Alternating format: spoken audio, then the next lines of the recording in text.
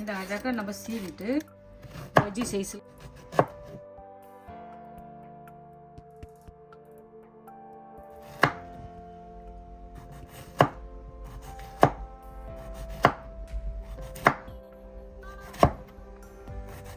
அழகாக மெலிசு நம்ம வெட்டிட்டோம்.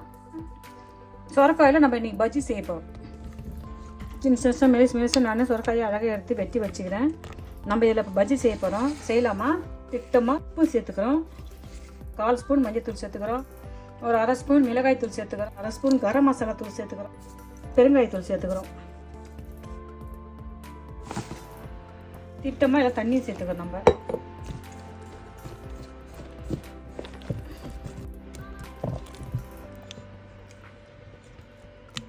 எடுத்துட்டு மேலே கீழே மசாலா அழகாக எடுத்துட்டு எண்ணெயில் போட்டு பொரிக்க வேண்டியது.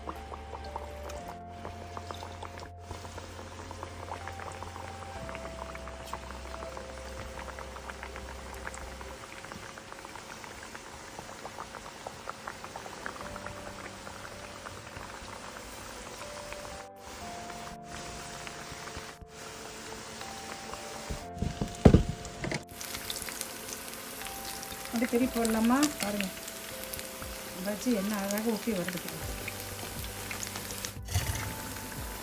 அப்படியே வேக வச்சு நம்ம எடுக்கலாம்.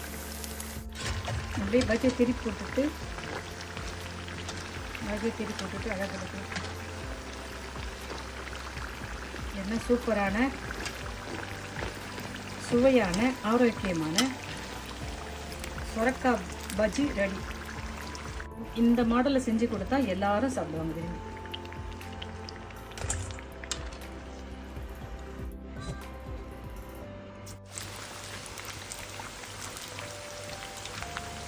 சூப்பராக பஜ்ஜி செஞ்சிருச்சு. எடுத்துடலாம்.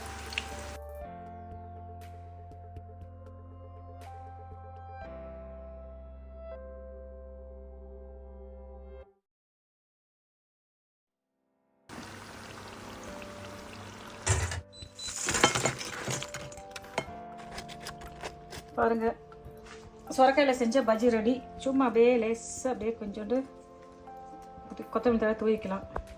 இன்றைக்கி நம்ம வீட்டில் சொரக்காயில் செஞ்ச பஜ்ஜி, சொரக்காயில் செஞ்ச வடை, சொரக்காயில் செஞ்ச பகோடா, சொரக்காயில் செஞ்ச கார வடை. நீங்களும் வீட்டில் இதே மெத்தடில் செஞ்சு பார்த்துட்டு உங்கள் கமெண்ட் எனக்கு சொல்லுங்கள். பாய், தேங்க்யூ.